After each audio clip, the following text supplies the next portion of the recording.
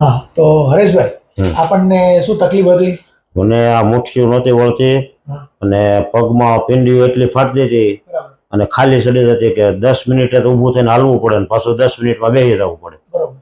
આ એક પગથિયા ચડવામાં પગથિયા સડાતા જ નહોતા, માંડ સડાય, ગોઠણે હાથ રાખી. હાથમાં તકલીફ શું હતી?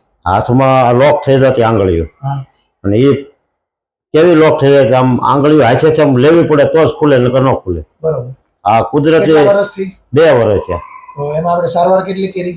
5 મિનિટ. 5 મિનિટમાં તમે સારવાર પેલી કેટલી કરાવી? સારવારનું સાહેબ બાકી જ નથી. મેં એટલા રૂપિયા બગાડ્યા, લાખ થી 1.5 લાખ રૂપિયા બગાડી નાખ્યા. અત્યારે આપણે સારવાર કેટલી વાર કરી?